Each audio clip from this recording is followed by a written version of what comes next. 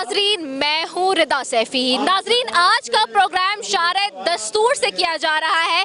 आज का प्रोग्राम बहुत ख़ास इसलिए भी है कि आज हम बात करेंगे उस एहतजाज की जो इस्लामाबाद की शारे दस्तूर पर चल रहा है। एहतजाजी कैंप्स, सहाफ़ियों का एहतजाज, ना सिर्फ सहाफ़ियों का एहतजाज बल्कि दीगर वॉक ऑफ लाइफ्स भी एहतजाज कर रहे हैं। लेकिन सवाल ये है कि इस एहतजाज का मकसद क्या है, ये एहतजाजी कैंप्स क्यों लगाए गए हैं। कुछ सहाफ़ियों से आगे चल के अभी इस प्रोग्राम में बात करेंगे, मुख्तलिफ सहाफ़ियों से बात करेंगे, मुख्तलिफ जो पार्लियामेंटेरियंस इस एहतजाजी कैंप में आ रहे हैं उनसे भी गुफ्तगू करेंगे और जानेंगे कि ये जो कैंप लगाया गया एहतजाजी कैंप, इसका मकसद क्या है।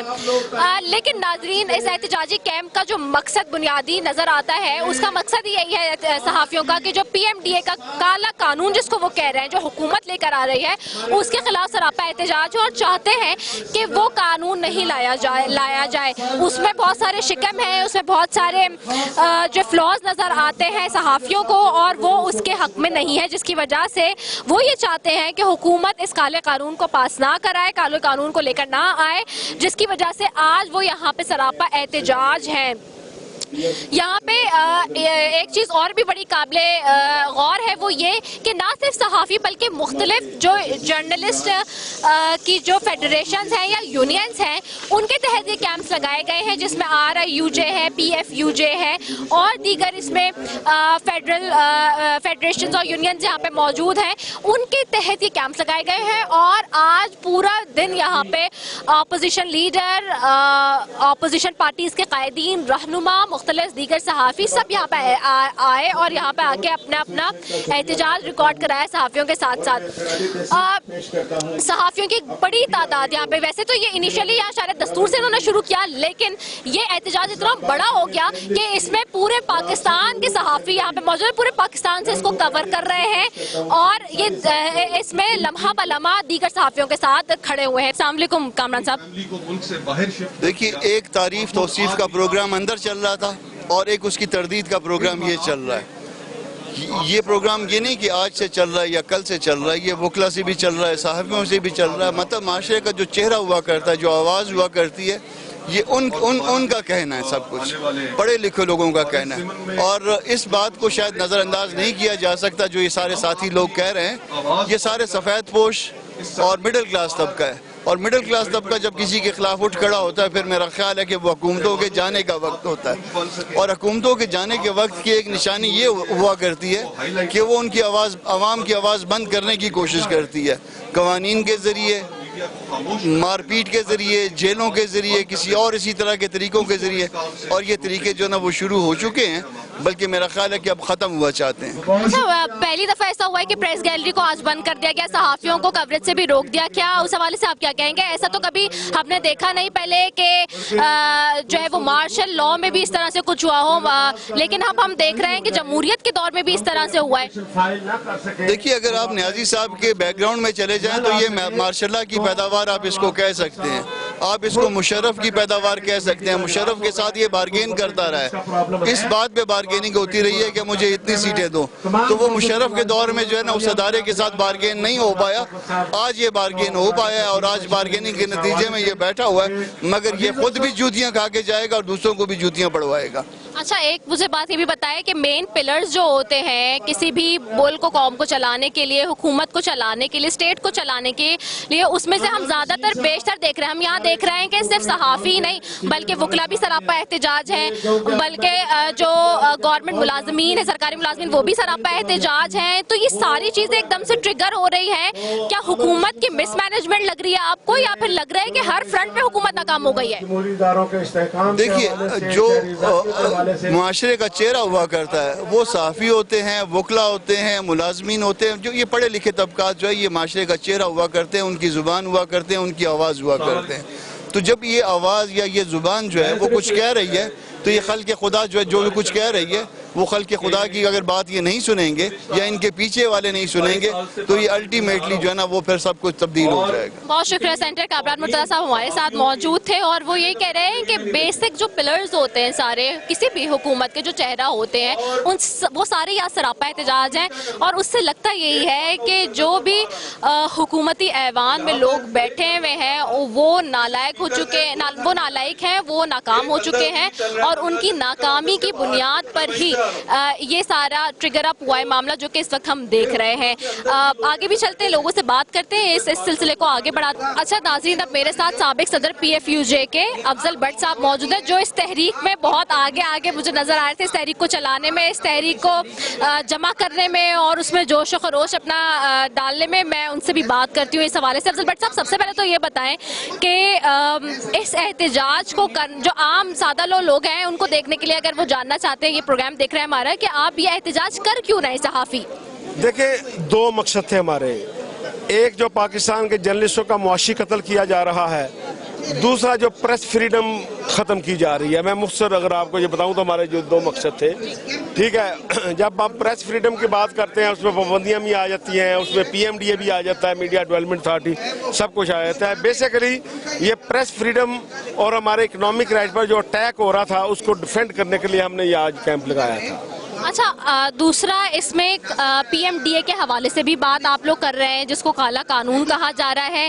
اس میں ایسے کون سے فلاز ہیں جس کی وجہ سے آپ اس کو کالا قانون کہتے ہیں؟ دیکھیں, اس کی مختلف فارمیشن صرف آپ دیکھ لیں کہ اس کے اتھارٹی کے 12 ممبر ہوں گے. گورنمنٹ کے مطابق 12 کے 12 جو ہیں وہ گورنمنٹ اپوائنٹ کرے گی. تمام فیصلے فیس بک کے متعلق, یوٹیوب کے متعلق, social media, electronic media, print media کے متعلق جو فیصلہ ہوگا یہ اتھارٹی کرے گی. کسی کو 5 کروڑ جرمانہ کر سکتی ہے, کسی کو 25 کروڑ کر سکتی ہے. اگر اتھارٹی کو فیصلہ نہ کر سکے تو حکومت کا فیصلہ آخری ہو گیا. اس کا مطلب ہے کہ جو بھی وفاقی وزیر اطلاعات ہوگا, اگر اسی طرح کوئی آ گیا جس طرح کا فواد چودھری ہے, جس طرح کی حرکتیں یہ کر رہا ہے, تو پھر تو آدھا میڈیا جیل میں ہوگا اور آدھا سڑکوں پہ ہوگا. آدھا میڈیا اپنے مکان قرب کرا رہا ہوگا کیونکہ جرمانہ کون دے گا 5 کروڑ. تو اس لیے اس کے ویسے تو بہت نقصانات ہیں, میں نے مختصر آپ کو بتا دیا ہے. اچھا, آپ لوگوں نے اتنے بڑے پیمانے پر یہ احتجاج کر رہے ہیں, اگر حکومت اس کے باوجود نہیں مانتی بات اور وہ تحفظات آپ کے دور نہیں کرتی جو آپ کے ہیں, تو اگلا لاہ عمل کیا ہوگا؟ دیکھیں, یہ آج RIUJ راولپنڈی اسلام آباد یونین آف جرنلسٹ کا احتجاج ہے جو ابھی ختم ہو جانا ہے. پھر 15, 16, 17 کو کراچی میں Pakistan federal union of journalist کی میٹنگ ہو رہی ہے ہنگامی طور پہ. اس میٹنگ میں فیصلہ کیا جائے گا کہ پھر ہم نے ملک کی تحریک, یہ صرف پنڈی اسلام آباد کی تحریک تھی, اور 18, 19 کو یہ کافی بڑا ہو گیا, بہت بڑا, پورے ملک میں جو ہے وہ کونے کونے سے لوگ آ گئے. تو جب PFUJ یہ تحریک کی کال دے گی تو انشاءاللہ تعالی یہ گورنمنٹ اس کے سامنے ٹھہر نہیں سکے گی. ٹھیک ہے, افضل بٹ صاحب ہمارے ساتھ موجود تھے, انہوں نے کہا ابھی 15, 16 اور 17 کو کراچی میں کچھ میٹنگز ہوں گی, اور اگر اس PFUG کے اور اس میں جو ڈیسائیڈ کیا جائے گا اور اس کے بعد ملکی احتجاج ہوگا, جب ملکی احتجاج ہوگا تو اس کے سامنے کلیم کرتے ہیں صحافی کہ جی حکومت ٹک نہیں سکے گی. میرے ساتھ ناظرین اب اس وقت موجود ہیں مظہر عباس صاحب, سینئر صحافی ہیں اور ایک بہت ہی مضبوط آواز ہے میڈیا کی. ان سے بات کروں گی کہ اس احتجاج میں کس طرح سے وہ سمجھتے ہیں کہ اس کی کامیابی صحافیوں کو مل سکتی ہے. Thank you so very much Mazhar Abbas sahab. Mazhar Abbas صاحب, سب سے پہلے تو بتائیے گا کہ اگر کوئی عام آدمی جس کو نہیں پتا ہے یا پھر جو نئے جرنلسٹ ہیں ان کے حوالے سے وہ یہ جاننا چاہتے ہیں کہ اس طرح کی جو میڈیا کی تحریکیں ہوتی ہیں یا جو جدوجہد کی جا رہی ہے, جو احتجاج کیا جا رہا ہے, اس کا مقصد کیا ہے؟ دیکھیے, اس کا بنیادی مقصد یہ ہے ہمیشہ سے ہمارا, جب بھی کسی اس طرح کی تحریک چلائی جاتی ہے, کہ اس ملک میں کبھی بھی لوگوں کو ان کا جاننے کا حق نہیں دیا گیا. آزادی صحافت دراصل صحافیوں کے لیے نہیں ہوتی, آزادی صحافت اس ملک میں لوگوں کے لیے ہوتی ہے, کہ لوگوں کو, اس ملک کے لوگوں کو جاننے کا حق ہے کہ ان کے جو حکمراں ہیں وہ کیا کر رہے ہیں. اور اسی وجہ سے ہم نے ہمیشہ کہا ہے کہ لوگوں کو اطلاعات تک رسائی کا قانون بنائیں, اطلاعات تک رسائی دیں. یہ جو ساری چیزیں ہیں, یہ پوری تحریکیں جو ہماری چلی ہیں, یہ صرف ایک اس نقطے پر چلی ہیں کہ اس ملک کے لوگوں کو جاننے کا حق ہے اور ان کو وہ حق دینا چاہیے.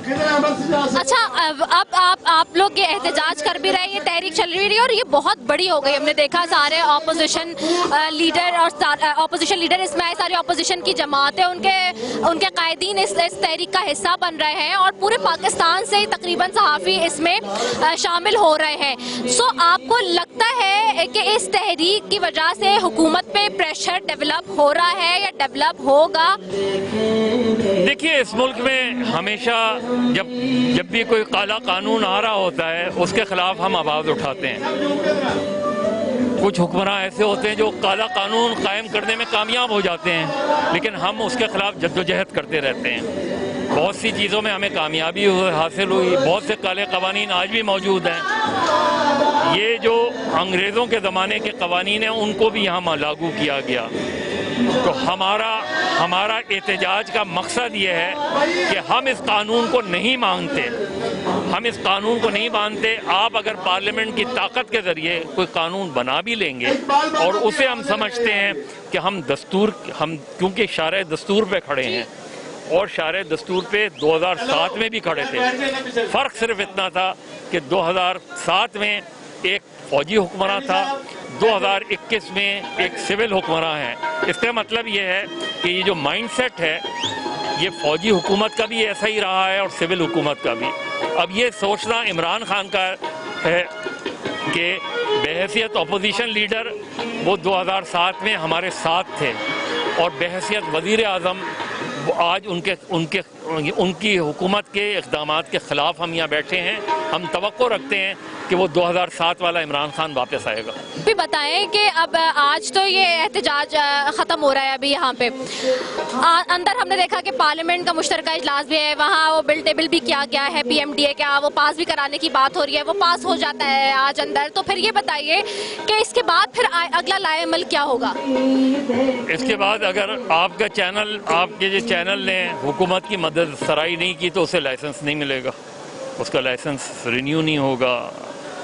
تو وہ سارے لوگ جو حکومت پر تنقید کرتے ہیں ان کے لائسنس یا تو انہیں ملیں گے نہیں یا ان کے لائسنس رینیو نہیں ہوں گے.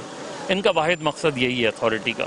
تو ہماری تحریک تو ابھی جو ہے وہ 15, 16, 17 کو لاہور میں مرکزی مجلس عاملہ کا اجلاس ہے, وہ لائے عمل دیں گے, وہ ساری صورتحال پہ غور کریں گے. ہماری کوشش یہ ہے کہ حکومت جو ہے ہوش کے ناخون لے.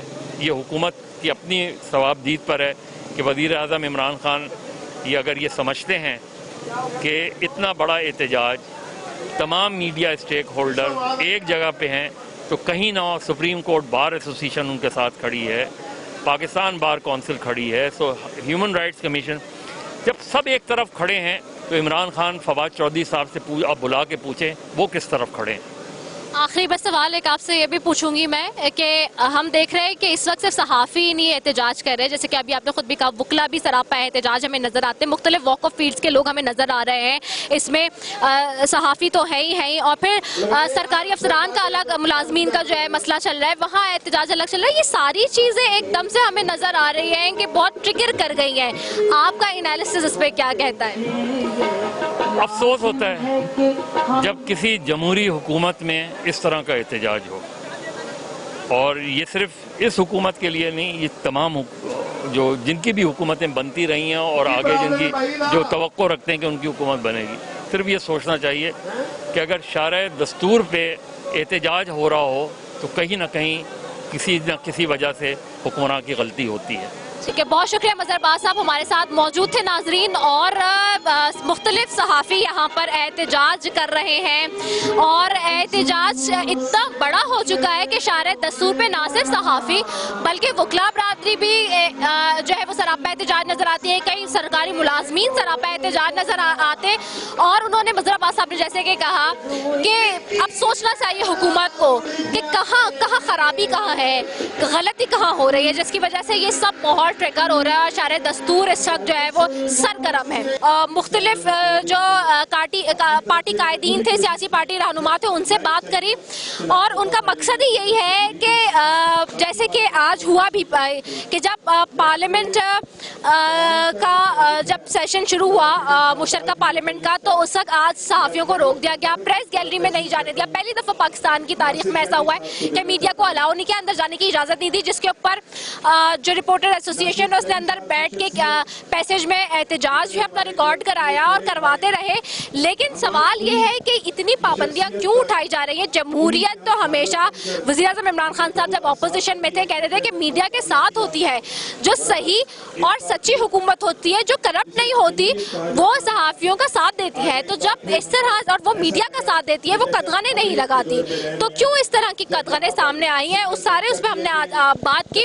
आप बेहतर तरीके से फैसला कर सकते हैं और हमने कोशिश ये की कि आपको वो हक़ाइक़ दिखाएं जो कि यहाँ पर ग्राउंड पर सारे मौजूद हैं और जिसकी वजह से सहाफ़ी चाहते थे कि जी आज हम ये सरापा एहतजाज थे। तो नाज़रीन, आपने बेहतर तरीके से इसका समराइज दिखाया होगा। हमारी कोशिश यही थी कि इस हवाले से भी हमारा रिपोर्ट करें, क्योंकि मीडिया के अपने हवाले से रिपोर्टिंग होना और सहाफ़ियों की आवाज़ उठाना राइट्स के लिए, ये हमेशा से अलमिया रहा है। कहा गया है कि जी सहाफ़ी वो मीडिया, वो सहाफ़ी जो पूरी दुनिया में मुख्तलिफ इक़साम के जो भी मसाइल हैं, मुख्तलिफ वॉक ऑफ लाइफ के, उनके मसाइल उजागर करता है। उसके अपने ही मसाइल बहुत सारे हैं कि वो कहीं ना कहीं पिसके रह जाता है।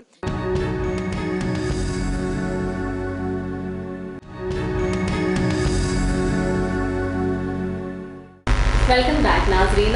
एक तरफ तो आज हमने बात की ऑपोजिशन पार्टीज़ के जो कायदीन हैं उनसे और सहाफ़ियों से, उस सहाफ़ी एहतजाजी कैंप में जहाँ पे सहाफ़ी एहतजाज करें हुकूमत के ख़िलाफ़ उस कानून को लाने पर जो कि काला कानून कहा जा रहा है। सहाफ़ियों की तरफ से, सहाफ़ती तंजीमों की तरफ से एक बड़ा एहतजाज किया गया है आज इस्लामाबाद में, और साथ ही ये एहतजाज शायद दस्तूर पे पार्लियामेंट के सामने किया गया। एक तरफ अंदर पार्लियामेंट के अंदर जो सदर पाकिस्तान है वो पाकिस्तान तहरीक-ए-इंसाफ की हुकूमत की कारकर्दगी के हवाले से खिताब कर रहे थे, तो दूसरी तरफ बाहर अपोजिशन वॉकआउट कर आ गई और फिर सहाफ़ियों के एहतजाजी कैंप में एक अपनी जो है वो पार्टिसिपेशन भी उन्होंने जारी रखी, सॉलिडारिटी के लिए वो उनके साथ खड़े भी हुए और ये कार्रवाई पूरा दिन जारी रही। अब हुकूमत इसके ऊपर क्या मौक़िफ़ रखती है? हुकूमती बेंचेस की तरफ से भी ज़रूरी है कि इस प्रोग्राम में उनका भी मौक़िफ़ शामिल किया जाए, वरना ये प्रोग्राम मुकम्मल नहीं होगा। तो उसके लिए जी मैं बात करूँगी बैरिस्टर सेनेटर सैयद अली ज़फ़र साहब से।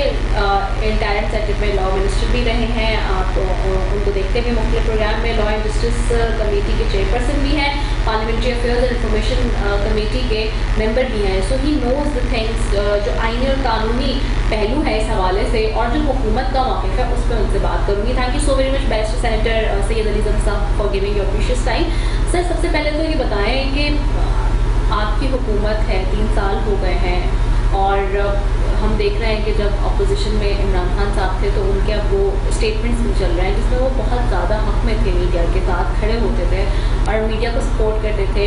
सोशल मीडिया के हवाले से बहुत सारे उनके स्टेटमेंट्स ऑन रिकॉर्ड हैं और वो ये कहते थे कि जब हुकूमतें करप्ट नहीं होती तो वो मीडिया को कदम नहीं लगाती, मीडिया को कटेल नहीं करती, उसको बंद नहीं करती, वो उसका साथ देती हैं।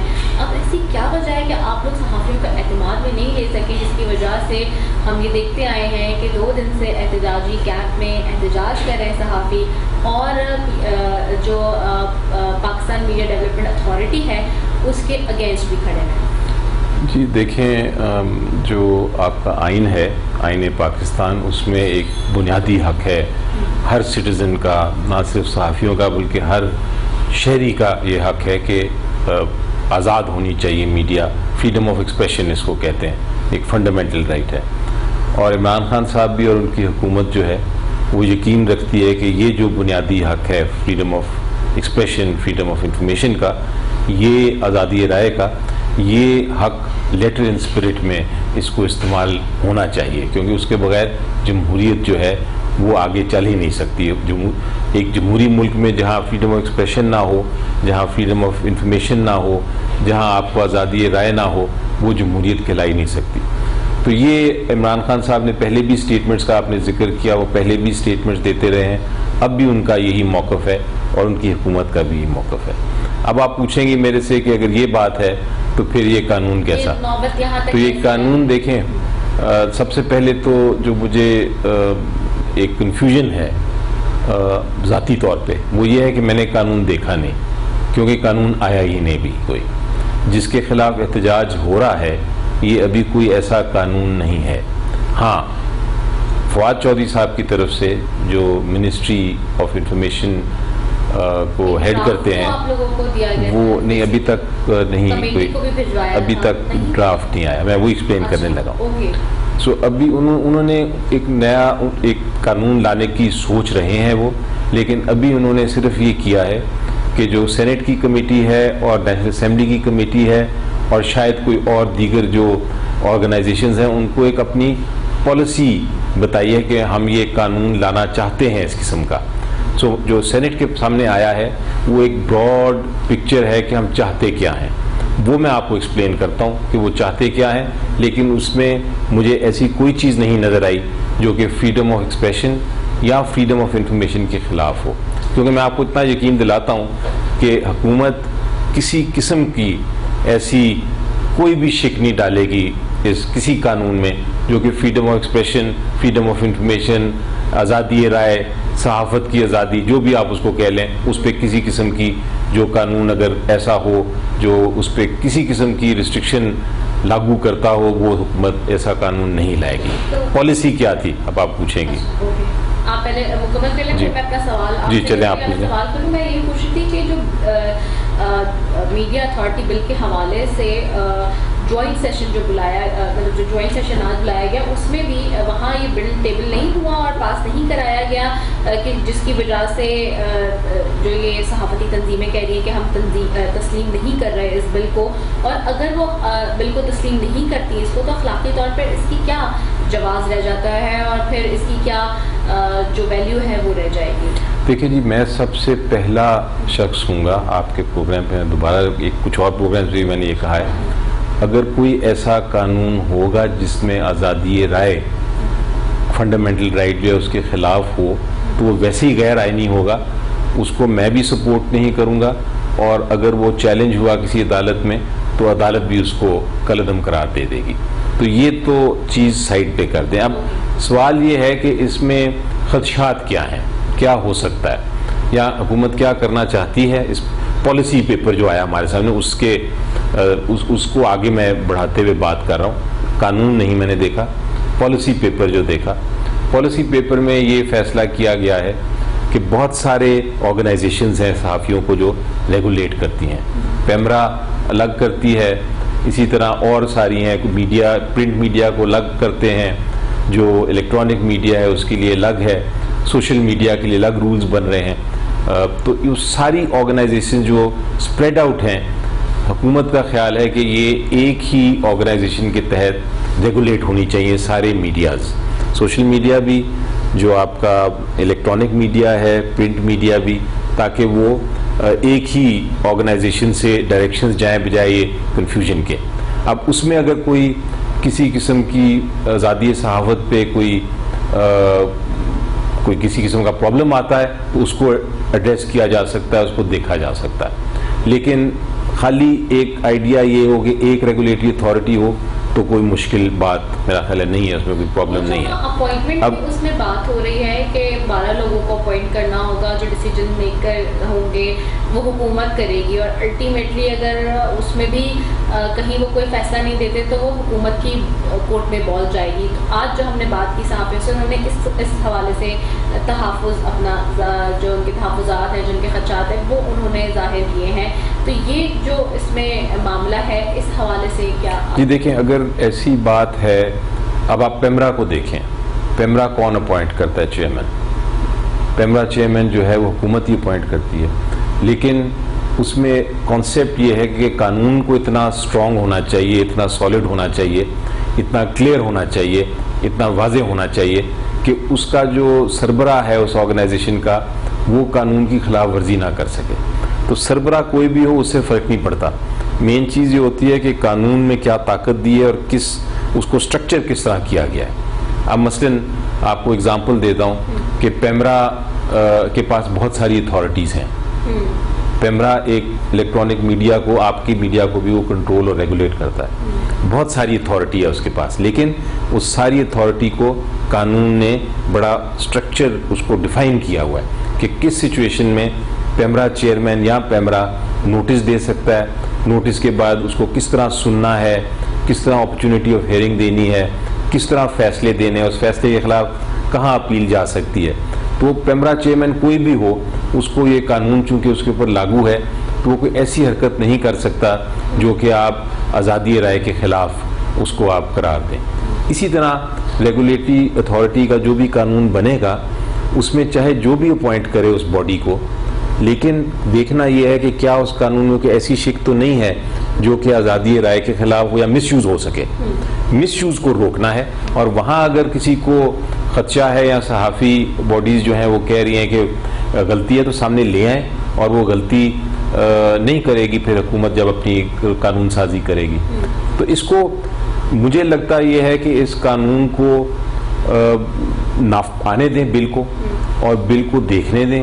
اس میں جو خدشات ہیں وہ بالکل دور ہونے چاہیے, بلکہ کسی قسم کا ایسا پروویژن نہیں ہونی چاہیے اس قانون میں جو کہ freedom of expression, freedom of information, اس فنڈامنٹل رائٹ کو افیکٹ کرے. اچھا, یہ آپ نے بہت اچھے سے اس کو ایکسپلین تو کر دیا سید علی ظفر صاحب, لیکن ایک سوال تھا کہ جو پروٹیسٹ ہوتا رہا 2 دن سے, تو اس میں آپ کو نہیں لگتا کہ حکومت کی طرف سے کسی کو جانا چاہیے تھا, اس معاملے کی سنگینی کو دیکھنا چاہیے تھا؟ کیونکہ دیکھیں اس وقت ریاست کے جو میجر ستون ہیں ان میں ہمارے پاس جو وکلا برادری ہے, وہ صحافتی برادری, وہ سرکاری ملازمین کا ایک الگ چل, سارے ہی اس وقت ہمیں لگ رہا ہے کہ کچھ معاملات گڑبڑ ہیں, کہیں کہ سب ٹریگر ہوا ہے, کہیں مس ہینڈلنگ ہوئی ہے, آپ کو لگتا ہے, یا کیا ایشو ہے جس کی وجہ سے سب کا احتجاج ایک ساتھ ہے اور سارے بیٹھے ہوئے وہاں اور پروٹیسٹ کر رہے ہیں؟ تو کیا حکومت کی طرف سے کوئی بھی جائے گا ان سے بات کرنے کے لیے, مذاکرات کرنے کے لیے, یا ان کو ڈیل کرنے کے لیے؟ جی, میرا خیال ہے, اور یہ شاید آپ دیکھیں گے کہ کچھ دنوں میں یہ شاید آگے بات چلے اس طرح جیسا میں بات کرنے لگا ہوں. ہونا بھی یہی چاہیے کہ ہر قسم کی آرگنائزیشن جو ہے, وکلا برادری, میڈیا ہاؤسز, علماء, سول سوسائٹی کے لوگ, این جی اوز, ان سب کے ساتھ بیٹھ کے ڈیبیٹ کرنی چاہیے کہ حکومت کو سمجھانا چاہیے, بتانا چاہیے ان ساری آرگنائزیشن کہ ہمارا ایم کیا ہے, ہمارا آبجیکٹ کیا ہے, ہمارا مقصد کیا ہے. اور پھر اگر وہ مقصد صحافیوں کا بھی وہی مقصد ہو, اور سول سوسائٹی کا بھی وہی مقصد ہو, اور جو لائرز ہیں ان کا بھی وہی مقصد ہو, تو پھر سارے مل بیٹھ کے سوچ سکتے ہیں کہ اس مقصد کو حاصل کرنے کے لیے کیا قانون سازی ہونی چاہیے. پروسیس اس طرح چلنا چاہیے ہمیشہ. قانون سازی اگر آپ, چونکہ آپ حکومت ایک قانون لانے کی کوشش کرے گی اور وہ کسی کو کنسلٹ نہیں کرے گی, تو پھر اس طرح کے خدشات ہوں گے, پھر اس طرح کے احتجاج ہوں گے. تو آپ دیکھیں گے کہ آنے والے دنوں میں اس قسم کا پروگریس شروع ہوگا, کیونکہ دیکھیں صحافی جو ہیں, جو میڈیا ہے, اس کے بغیر, جیسا میں نے شروع ہی کیا تھا آپ کے ساتھ انٹرویو, اس کے بغیر جمہوریت نہیں چل سکتی. یہ ایک ضروری ستون ہے, میں اس کو چوتھا ستون کہتا ہوں جمہوریت کا. جس طرح پارلیمنٹ ہے, جس طرح ایگزیکٹو ہے, جس طرح جوڈیشری ہے, اس طرح میڈیا بھی ایک ستون ہے ہمارے جمہوریت کا. ٹھیک ہے. اچھا, اسی طرح سے ایک ہمیں اور بھی مسئلہ نظر آ رہا ہے, وہ ای وی ایم کے حوالے سے, جیسے کہ اپوزیشن کسی طور سے اس کے حق میں نہیں ہے, اس کے خلاف ہے, حتیٰ کہ الیکشن کمیشن کے بھی اب تو تحفظات ہیں, اور ایسے میں اگر ای وی ایم کے ذریعے الیکشن کروا دیتی ہے حکومت, اس پہ بھی اپنا اسٹانس برقرار رکھتے ہوئے, اس کو ویگورسلی لے کے, تو کیا پورے کے پورے الیکشن متنازع نہیں ہو جائیں گے؟ جی, یہ جو ای وی ایم ہے, مجھے نہیں سمجھ آتی کہ اس پہ آبجیکشن کیوں ہو رہا ہے. ایکچولی یہ ایک کیش رجسٹر ہے, اس کو سمجھنے کی ضرورت ہے. ویسے sorry to cut in between, آپ کے اپنی پارٹی کے لوگ اس کے خلاف ہیں اور وہ اپنے تحفظات کا اظہار کر چکے مختلف اوقات میں, آف اور آن ریکارڈ. یہ میں بتا دوں, جو کلیئرلی اس کی پورا پروسیجر بھی بتایا, وہ خاص طور پہ جو باہر سے آئے ہیں آپ کی پارٹی کے لوگ. جی, لیکن جس طرح میں آپ کو ایکسپلین کروں گا نا جو ہونا چاہیے, اور قانون میں اگر اس طرح کی بات ہو, جو پارلیمنٹ میں ابھی ڈیبیٹ ہوگا, جوائنٹ پارلیمنٹ میں ڈیبیٹ ہوگا, ہائیسٹ اتھارٹی جو پاکستان کی ہے, جوائنٹ پارلیمنٹ, سینٹ اور نیشنل اسمبلی دونوں میں, آپ ابھی کس طرح ووٹ کرتی ہیں؟ آپ جاتی ہیں, آپ بیلٹ پیپر پہلے اپنے آپ کو آئیڈینٹیفائی کرتی ہیں, آئیڈینٹیفیکیشن ہوتی ہے آپ کی, आइडेंटिफिकेशन के बाद आपको बैलेट पेपर दिया जाता है, बैलेट पेपर पे आप स्टैंप करती हैं, स्टैंप करने के बाद आप बैलेट पेपर को बैलेट बॉक्स में डाल देती हैं। उसके बाद ये काउंटिंग होती है इसकी, अगर किसी को ऑब्जेक्शन है तो दोबारा काउंटिंग होती है, फिर कंसोलिडेट किया जाता है सारा जो पोलिंग स्टेशन का रिकॉर्ड है, उसके बाद पूरी कॉन्स्टिट्यूंसी का रिकॉर्ड होता है और फिर किसी की हार और किसी की जीत होती है। यही प्रोसेस है ना।